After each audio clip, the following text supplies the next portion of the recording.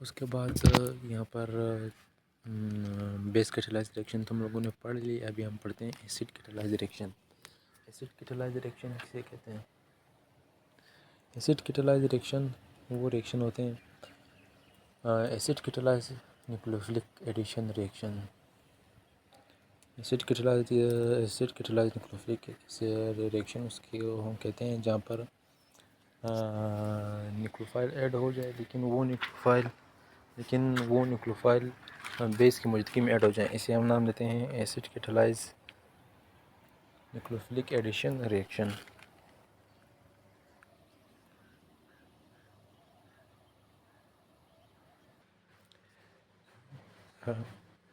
अभी इसके अंदर होता क्या है? इसके अंदर ये होता है कि एसिड कैटालाइज रिएक्शन के अंदर कि यहाँ पर इस रिएक्शन के अंदर ये होता है कि कार्बन के इलेक्ट्रोफिलिक कैरेक्टर को हम इंक्रीज़ करते हैं। कार्बन के इलेक्ट्रोफिलिक कैरेक्टर को इस तरह से हम इंक्रीज़ करते हैं कि न्यूक्लियोफाइल से जो हाइड्रोजन होते हैं वो अटैक कर लेते हैं किसी पर ऑक्सीजन के ऊपर। जो वो ऑक्सीजन के ऊपर अटैक कर लेते हैं, ऑक्सीजन के ऊपर पार्शियल पॉजिटिव चार्ज आना शुरू हो जाता है। तो ऑक्सीजन इस पार्शियल पॉजिटिव चार्ज को ख़त्म करने के लिए कार्बन से इलेक्ट्रॉन ले लेता है। कार्बन से अपनी इलेक्ट्रॉन डेंसिटी ले लेते हैं तो कार्बन बहुत ज़्यादा इलेक्ट्रोफिलिक हो जाता है। तो फिर न्यूक्लियोफाइल क्या होता है? न्यूक्लियोफाइल डायरेक्ट अटैक करता है कार्बन पर। एसिड कैटालाइज रिएक्शन तब होगा जब न्यूक्लियोफाइल वीक होगा। अभी तक न्यूक्लियोफाइल वीक था, तभी तो उसने रास्ता बनाया। एक दफ़ा हाइड्रोजन ने अटैक किया, फिर कार्बन के इलेक्ट्रोफिलिक कैरेक्टर को इंक्रीज़ करके न्यूक्लियोफाइल ने उसके ऊपर अटैक कर दिया। सही है। उसके बाद इसकी जो रिएक्शन है, सबसे जो फर्स्ट रिएक्शन है जो एसिड कैटालाइज रिएक्शन, इसे नाम हैं पॉलीमराइजेशन ऑफ एल्डिहाइड। याद रखें कि कीटोन की पॉलीमराइजेशन नहीं होती, पॉलीमराइजेशन हमेशा एल्डिहाइड की होगी। अभी अगर आप फॉर्मल्डिहाइड उठाएं, वो आपको मेटाफॉर्मल्डिहाइड देगा। मेटाफॉर्मल्डिहाइड है क्या? मेटाफॉर्मल्डिहाइड फॉर्मल्डिहाइड का पॉलीमर है। लेकिन अगर आप एसिटल्डिहाइड उठाओ तो एसिटल्डिहाइड आपको क्या देगा? वो पैराल्डिहाइड देगा। पैराल्डिहाइड क्या है? वो फिर एसिटल्डिहाइड का पॉलीमर है। अभी जब आप अमोनिया के साथ इसका रिएक्शन करवाना चाहते हो, जब आप अमोनिया के साथ रिएक्शन करवाना चाहते हो एल्डिहाइड कीटोन का, चाहे आप अमोनिया से कराओ या उसकी डेरिवेटिव से कराओ, जितनी भी रिएक्शन है अमोनिया से हो या उसकी डेरिवेटिव से हो, इसकी जो रिएक्शन ये कंडेंसेशन एलिमिनेशन रिएक्शन है। कंडेंसेशन क्यों कर रहे हैं? इसको हम कंडेंसेशन एलिमिनेशन रिएक्शन कहते क्यों है? इसको हम एलिमिनेशन रिएक्शन इस वजह से कहते हैं क्योंकि यहाँ पर वाटर निकल जाता है, और कंडेंसेशन इस वजह से कहते हैं क्योंकि यहाँ पर दो मॉलिक्यूल आकर लग जाते हैं और एक मॉलिक्यूल हमें बना लेता है। इसे नाम देते हैं, और अभी हम उसको आगे मुख्तलिफ कभी अमाइन नाम दें, कभी क्या नाम दें, कभी क्या नाम दें। सही। अभी अगर मैंने कहा reaction with ammonia, reaction with ammonia क्या है? वो कंडेंसेशन एडिशन, वो कंडेंसेशन रिएक्शन भी है, एलिमिनेशन रिएक्शन भी, एडिशन रिएक्शन भी है। सही है। कंडेंसेशन रिएक्शन भी, एडिशन रिएक्शन भी, एलिमिनेशन रिएक्शन भी। कंडेंसेशन रिएक्शन क्यों? क्योंकि यहाँ पर वो दो मॉलिक्यूल मिलकर एक मॉलिक्यूल बना रहे हैं। एलिमिनेशन रिएक्शन क्यों? क्योंकि यहाँ पर वाटर निकल रहा है। एडिशन रिएक्शन क्यों? क्योंकि यहाँ पर न्यू ग्रुप यहाँ पर ऐड हो रही है। अभी क्या करें? अभी एसिटल्डिहाइड उठाएं। जब एसिटल्डिहाइड उठाओगे NH3 का फार्मूला, NH3 के अंदर क्या करो? NH को रहने तो दो हाइड्रोजन जो है उस ऑक्सीजन के साथ बॉन्ड बनाकर वाटर बनाते हैं, तो ये N चला जाता है, उसके साथ डबल बॉन्ड बनाता है। सही। अभी अगर आपने कंपाउंड एसिटल्डिहाइड लिया था तो वहाँ पर आपको मिल जाएगा एसिटल्डिहाइड अमीन या इथेनल अमीन। सही है। अभी अगर आपने प्रोपेन उठाया था तो आपको लिखो को बस प्रोसीजर ऐसा ही है, प्रोपेनॉन अमीन या इस तरह से प्रोपियोन अमीन। इस तरह से जो कंपाउंड आपने बनाया उसका सिर्फ अमीन अमीन ऐड किया करो। अमीन अमीन भी इसे कहते हैं, इसे अमाइन भी कहते हैं। इसे एक तो अमाइन है वो सेपरेट, ये सेपरेट। अभी देखो, अभी अगर ये अमोनिया की डेरिवेटिव के साथ रिएक्शन करे तब वो भी कंडेंसेशन रिएक्शन भी, एलिमिनेशन भी है और एडिशन रिएक्शन भी है। अभी मैंने कहा NH2G। अभी अगर इस G मतलब ये रियर है, G चेंज हो सकता है। अगर G की जगह OH आ गए, अगर G की जगह OH आ गए तो तभी हम इसे नाम देंगे ये है तो सारे अमोनिया की डेरिवेटिव, तभी इसे नाम देंगे हाइड्रोक्साइल अमाइन। लेकिन अगर इस G की जगह NH2 आ गया, इसे नाम देते हैं हाइड्राजीन। अगर इसी G की जगह एक फिनाइल आ गया तो इसे नाम देते हैं फिनाइल हाइड्राजीन। अगर इसकी जगह 2,4-डाई नाइट्रोफिनाइल आ गए तब हम इसे नाम देते हैं 2,4-डाई नाइट्रोफिनाइल हाइड्राजीन। सही।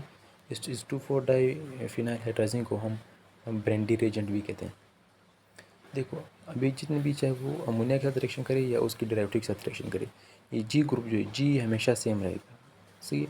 अभी ओ एच ओ जो भी हो, जो जो रिएक्शन करेगा वो दो हाइड्रोजन उसके साथ रिएक्शन करेंगे। अभी जितने भी उसके साथ आप देखो दो हाइड्रोजन रिएक्शन करके क्या बना रहे हैं, इथेनॉल ऑक्साइड बना रहे हैं। ये आप खुद देख लें, ईजी, इसके अंदर कुछ भी नहीं है। सिर्फ ये याद रखें कि अगर हाइड्रोक्सिल अमाइन के अंदर जो प्रोडक्ट बनता है उसको हम ऑक्साइम कहते हैं। अगर आपने इथेनॉल उठाया तो इथेनॉल ऑक्साइम, अगर हाइड्राजीन के अंदर फिर हम इसे क्या नाम थे, हाइड्राजोन कहते हैं। अगर एस्टरलेट है तो एस्टरलेट हाइड्राजोन या इथेनॉल हाइड्राजोन। इस तरह स्टूफोडाइन जो ये सारे रिएक्शन सही है, ईजी है, इसका कुछ भी नहीं है। अभी ये जो रिएक्शन है इसको हम अभी ये रिएक्शन जो है ना एसिड कैटालाइज और बेस कैटालाइज के रिएक्शन ख़त्म हो गए। ये और रिएक्शन आए। इससे पहले जो रिएक्शन इसका नाम था एडिशन ऑफ अल्कोहल। जब आप एल्डिहाइड के अंदर अल्कोहल को ऐड करो तो क्या होगा, तो अल्कोहल एक दफ़ा इंटरमीडिएट तो अल्कोहल एक दफ़ा क्या होगा, इनोल या कीटोल में चेंज हो जाएगा। उसके बाद वो चेंज हो जाएगा किसमें, कीटल में या एसिटल में। सही। अभी यहाँ पर देखो एसिटल किसे कहते हैं। देखो जब जब किसी कार्बन के साथ दो मिथॉक्सी ग्रुप आ जाए, मिथॉक्सी ग्रुप के हैं, ओ से को मिथॉक्सी कहते हैं। जब किसी कार्बन के साथ दो मिथॉक्सी ग्रुप अटैच हो, एक आर और एक एच, इस कंपाउंड को हम नाम देते हैं इस कंपाउंड को हम नाम देते हैं एसिटल। लेकिन अगर किसी कंपाउंड के अंदर एक मिथॉक्सी हो, एक आर हो, एक एच हो और एक हाइड्रोक्साइल, उसे नाम देते हैं हेमी एसिटल। लेकिन अगर किसी कंपाउंड के अंदर एक आर हो, दो मिथॉक्सी हो और दो अल्काइल ग्रुप, उसे नाम देते हैं कीटल।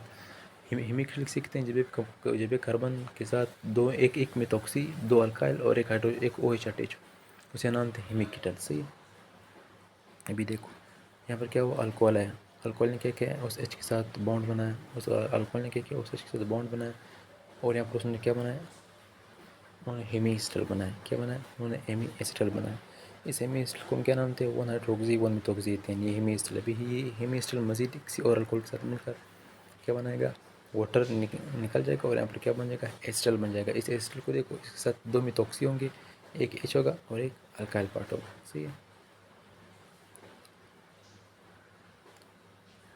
ये जो हेमीसिटल, अब जो हेमीसिटल और हेमिकीटल ये दोनों क्या हैं, ये दोनों के दोनों रिएक्शन इंटरमीडिएट जो वापस ख़त्म होते हैं और वो हेमिकीटल और हेमीएसिटल में कन्वर्ट होते हैं। अभी अभी नीचे क्या है दिया, अभी नीचे मैंने कि कीटोन उठाए, तो कीटोन क्या करेंगे,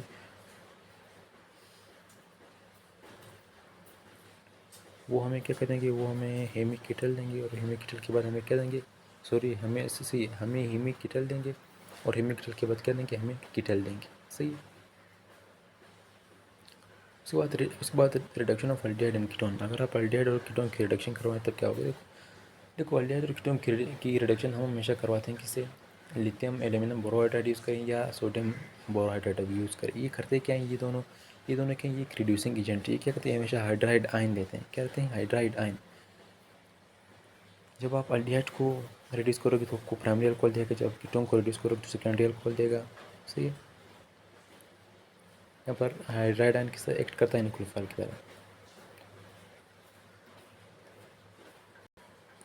यहाँ पर सिंपल जो कार्बोनिल ऑक्सीजन है, सी एक हाइड्रोजन चला जाएगा उस वो के साथ लग जाएगा और एक कार्बन के साथ लगकर अल्कोहल बनाएगा, प्राइमरी अल्कोहल। अभी अगर आप इस तरह से अगर आप एल्डिहाइड लोगे तब ये सेम कैसी होगा, सेम तरह से ये कंपाउंड आपके साथ मिलेंगे। उसके बाद हम कहते हैं कि कैटालिटिक रिडक्शन। कैटालिटिक रिडक्शन पर क्या है, कैटालिटिक रिडक्शन कहते हैं कि जब आप सोडियम बोरोहाइड्रेट या लिथियम बोरोहाइड्रेट यूज़ ना करें, बल्कि आप पैलेडियम, निकल या प्लेटिनम कैटलिस्ट यूज़ करें, इसे नाम होती है कैटालिटिक रिडक्शन। प्रोसेस वही सेम ही है। इस बात है, अगर आप देखो कहते हैं कि अगर आप ऑक्सीजन हो, कहते हैं कि अगर आप ऑक्सीजन की देखो, अगर आप यहाँ पर ऑक्सीजन, अगर आप एल्डिहाइड ऑक्सीडेशन करोगे, एल्डिहाइड अगर आप ऑक्सीडेशन करोगे तो वो मिड ऑक्सीडाइजिंग एजेंट या हम कहते हैं कि वीक ऑक्सीडाइजिंग एजेंट, उससे भी हो सकता है और स्ट्रॉन्ग ऑक्सीडाइजिंग एजेंट से भी उसकी ऑक्सीडेशन करवा सकते हैं। लेकिन कीटोन क्या है, कीटोन के अंदर दो अल्काइल है, उसके हम वीक या मिड ऑक्सीडाइजिंग एजेंट से उसका हम ऑक्सीडेशन नहीं करवा सकते। उसके लिए हमें हमेशा स्ट्रॉन्ग ऑक्सीडाइजिंग एजेंट लेना होगा। स्ट्रॉन्ग ऑक्सीडाइजिंग एजेंट भी देखो, अभी अगर आपने एल्डिहाइड की ऑक्सीडेशन करवानी है तो आप क्या यूज़ करिए, H2SO4, K2Cr2O7 मिसाल एसिडिफाइड सोडियम पोटाशियम डाइक्रोमेट या एसिडिफाइड पोटाशियम डाइक्रोमेट, इस तरह से डाइल्यूट NaHNO3 ये स्ट्रॉन्ग ऑक्सीडाइजिंग एजेंट। आप इसे भी करवा सकते हैं, या आप मिल्ड या वीक ऑक्सीडाइजिंग एजेंट से भी इसे करवा सकते हैं, जैसे कि tolling Regent, Fehling's Regent, Benedict Regent, चाहे आप स्ट्रॉन्ग यूज़ करें या वीक यूज़ करें। ऑक्सीडेशन ऑफ अल्कोहल क्या होगा, ऑक्सीडेशन ऑफ अल्डिहाइड होगा। से यहाँ पर आप सिर्फ एक ऑक्सीजन ऐड करके क्या बनाएगा, CH3 आपको एसिटिक एसिड मिल जाएगा। यहाँ पर कार्बन नंबर जो वो चेंज नहीं था, जितने कार्बन नंबर रिएक्टेंट में होंगे उतने कार्बन नंबर प्रोडक्ट में होंगे। और जो C डबल बॉन्ड ग्रुप है ना, कार्बोनिल ग्रुप, वो चेंज हो जाएगा किसमें, C double bond OH group.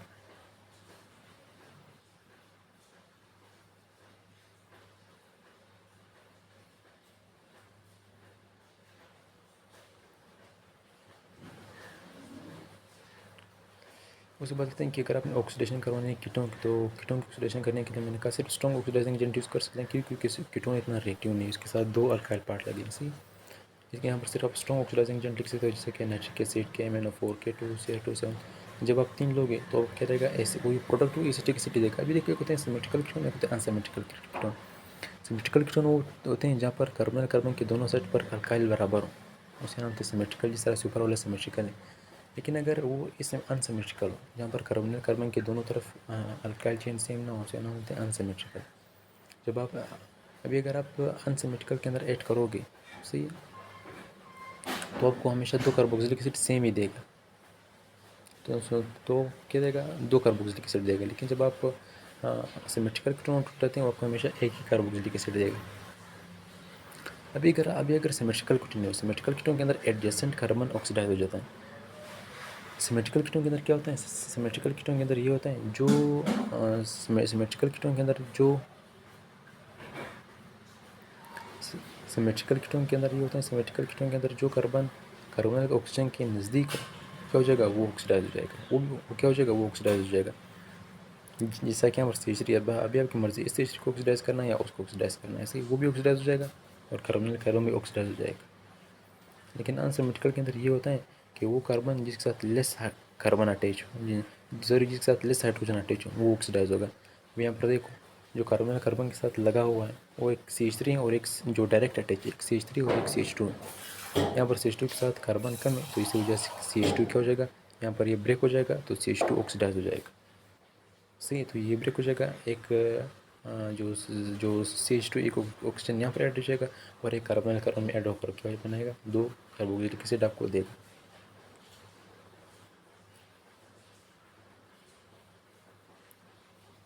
उसके बाद एक आता है, उसके बाद आता है कि कंप्लीट रिडक्शन। जब कंप्लीट रिडक्शन कब होती है अल्डिहाइड कीटोन की, ये जब हम लोगों ने रिडक्शन, ये जो रिडक्शन हम लोगों ने पढ़ी, ये इसका इनकम्प्लीट रिडक्शन थी। जब अल्कोहल, ये जो कैटालिटिक रिडक्शन और reduction of aldehyde ketone with sodium borohydride, lithium borohydride, ये की क्या थी, एक इनकम्प्लीट रिडक्शन थी। सही, लेकिन जब आप कंप्लीट रिडक्शन कराओगे, वो 2 प्रोसेस से होता है। एक को हम नाम देते हैं, जो फर्स्ट ऊपर मैंने लिखा है, एक को नाम देते हैं वुल्फ-किशनर रिएक्शन, एक को हम नाम देते हैं क्लेमेंसन रिडक्शन रिएक्शन। अभी क्लेमेंसन रिडक्शन रिएक्शन की तरह होता है कि यहाँ पर आप 4 हाइड्रोजन उठाते हैं, इसी तो आपको प्रोडक्ट अल्केन दे देता है। सही, इसी तरह से वुल्फ-किशनर रिएक्शन के अंदर भी सेम इस तरह से रिएक्शन होता है, लेकिन फ़र्क क्या है कि क्लेमेंसन रिडक्शन रिएक्शन के अंदर हम जिंक एमलगम लेते हैं। क्या लेते हैं, जिंक एमलगम। जिंक एमलगम से कहते हैं जिंक मरकरी और HCl की कम्बिनेशन को हम नाम देते हैं जिंक एमलगम। और यहाँ पर हम एसिड कैटालिस्ट यूज़ करते हैं, सही, जैसे कि HCl। अगर आप ये लोगे तो ये क्लेमेंसन रिडक्शन रिएक्शन होगा। लेकिन अगर आप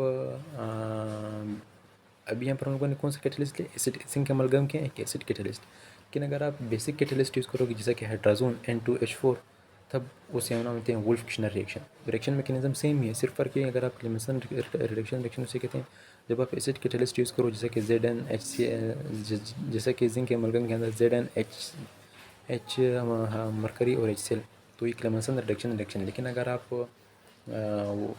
आप बेसिक कैटालिस्ट यूज़ करो, जैसे कि हाइड्राजीन N2H4, तो वुल्फ-किशनर रिएक्शन है। सेम इस तरह से, तो ये क्या है, तो यहाँ पर क्या है, तो ये वुल्फ-किशनर रिएक्शन और क्लेमेंसन रिडक्शन रिएक्शन ये कंप्लीट रिडक्शन करवाती हैं। क्या करते हैं, कंप्लीट रिडक्शन करवाते हैं। और यहाँ पर जो रिडक्शन था, जब हम सोडियम बोरोहाइड्राइड और लिथियम एल्यूमिनियम बोरोहाइड्राइड्स करवाते थे, ये इनकी इनकम्प्लीट रिडक्शन थी। इस तरह से भी यहाँ पर प्रोसेस सेम था। सिर्फ क्या करते थे, जब हम सोडियम बोरोहाइड्राइड या लिथियम बोरोहाइड्राइड की मौजूदगी में करवाते थे, तभी प्रोडक्ट वही सेम था। उसको हम सिर्फ सिंपली रिडक्शन कहते थे।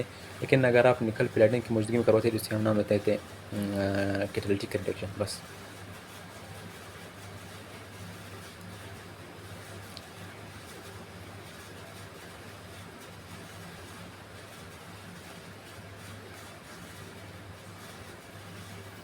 और जब आप चाहे क्रेमसन रिडक्शन देख रहे हो या वो किशन रिडक्शन, इसके अंदर होता क्या है, इसके अंदर जो सी डबल बॉन्ड ओ है, जो सी डबल बॉन्ड करके वो चेंज हो जाता है किसमें, CH2 मिथाइलिन।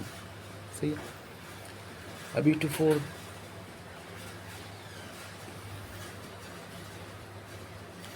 अभी यहाँ पर जो आइडेंटिफिकेशन टेस्ट हाइड्राजीन, अभी यहाँ पर जो आइडेंटिफिकेशन टेस्ट है, सबसे पहले जो टेस्ट उसे नाम होते हैं 2,4-डाइफिनाइल हाइड्राजीन। ये हमें एल्डिहाइड भी दे सकते हैं, कीटोन भी दे सकते हैं। सही है। यहाँ पर जब PPT येलो बन जाए या ऑरेंज रेड बन जाए, तब हम कहते हैं कि ये तब हम कहते हैं कि ये जो कंपाउंड, ये कार्बोनिल कंपाउंड है, क्योंकि एल्डिहाइड के लिए भी कीटोन के लिए भी ये दरअसल कार्बोनिल कंपाउंड को नॉन कार्बोनिल सेपरेट करते हैं। अगर इसने वाइट PPT बनाया, अगर आपने एल्डिहाइड में कीटोन डाले और उसने वाइट PPT बनाया, उसका मतलब मिसाल अगर इसी रिएक्शन के अंदर आपने 2,4-डाइनाइट्रोफिनाइल हाइड्राजीन उसके अंदर ऐड किया, अगर उसने हमें येलो या ऑरेंज रेड PPT दिया, इसका मतलब ये कि वो कार्बोनिल कंपाउंड है। अगर नहीं दिया, मतलब ये कार्बोनिल कंपाउंड नहीं है। सोडियम बाइसल्फेट के ये सिर्फ एल्डिहाइड के लिए और मिथाइल कीटोन के लिए। सही। मिथाइल कीटोन वो कीटोन होते हैं जिसके एक साइड पर कम से कम मिथाइल ग्रुप होना चाहिए। सही। अगर दोनों साइड पर इथाइल इथाइल आया, तब भी वो मिथाइल कीटोन नहीं है। अभी अगर अभी यहाँ पर जो सोडियम बाइसल्फेट इस टेस्ट है, इसकी जो यहाँ पर क्या होता है, यहाँ पर जो PPT होता है, जो PPT बनता है वो क्या होता है, वो वाइट होता है। टोलिंस रिएजेंट सिर्फ किसके लिए, एल्डिहाइड के लिए। यहाँ पर हम क्या करते हैं, हम टेस्ट ट्यूब के अंदर क्या करते हैं, टोलिंस रिएजेंट को हम लोगों ने रखे होते हैं। फिर उसके अंदर क्या करते हैं, हम एल्डिहाइड या हम उसके अंदर हम एल्डिहाइड ऐड करते हैं, तो इंसर्ट क्या मतलब मिरर बनते हैं। ये फालतू बातें हैं, सिर्फ आप याद रखें कि जो अमोनिकल सिल्वर नाइट्रेट, उसे हम नाम देते हैं टोलिंस रिएजेंट। बस ये जो इनका AgNO3, ये क्या है, ये टोलिंस रिएजेंट। AgNO3 + 3NH4OH, ये भी अमोनिकल सिल्वर नाइट्रेट सोल्यूशन, इसको भी हम टोलिंस रिएजेंट कहते हैं। सही। अगर उसने दिया कि टोलिंस रिएजेंट का फार्मूला है कि AgNO3 भी टोलिंस रिएजेंट का फार्मूला है, या अगर उसने इस तरह दिया था कि AgNO3 या AgNO3 NH4OH, ये भी इसका फार्मूला है। सही। इसी तरह से फेलिंग सोल्यूशन के अंदर क्या होता है, इसके अंदर फिर ये भी एल्डिहाइड के लिए, बेनेडिक भी एल्डिहाइड के लिए। यहाँ पर जो चाहे बेनेडिक हो या फेलिंग हो, इसके अंदर क्या होता है, जो PPT होता है उसका कलर ब्रेक रेड होता है। ये ब्रेक रेड क्यों होता है, क्योंकि यहाँ पर कोपरस ऑक्साइड बनते हैं। कोपरस ऑक्साइड का फार्मूला क्या है, Cu2O, कोपरस ऑक्साइड। ये देख रहे हो यहाँ पर Cu2O, कोपरस ऑक्साइड, ये बन जाता है। जो फिलिंग सॉल्यूशन टेस्ट होता है और बेनेडिक के अंदर भी फ़र्क क्या हुआ, बेनेडिक और फिलिंग के अंदर सिर्फ फ़र्क ये कि बेनेडिक को हम टर्शरी एसिड के अंदर करते हैं और बेनेडिक को हम सिट्रिक एसिड के अंदर करते हैं। फिलिंग सॉल्यूशन के टेस्ट के अंदर जो आयन का जो कम्प्लेक्स बनता है, वो क्या होता है, वो कोपरिक टार्ट्रेट कम्प्लेक्स बनता है। और बेनेडिक के अंदर क्या बनता है, अल्कलाइन सॉल्यूशन बनता है किसका, कोपरिक सिट्रेट कम्प्लेक्स बनता है। बस सिर्फ ये रटने, ये कहीं भी नहीं मौजूद, बस ये अपने रटने। और याद रखो कि जो फिलिंग टेस्ट और बेनेडिक टेस्ट है, ये हमें रूम टेम्परेचर पर नहीं मिलता। इसको हम क्या कहते हैं, यहाँ पर हम क्या कहते हैं, यहाँ पर हम उसको हीट करते हैं, उसको हम बॉयल करते हैं। उसके बाद सोडियम नाइट्रोक्साइड टेस्ट क्या होता है, ये सिर्फ कीटोन के लिए होता है और हमें वाइन रेड या ऑरेंज रेड कलर का PPT मिलता है। बस।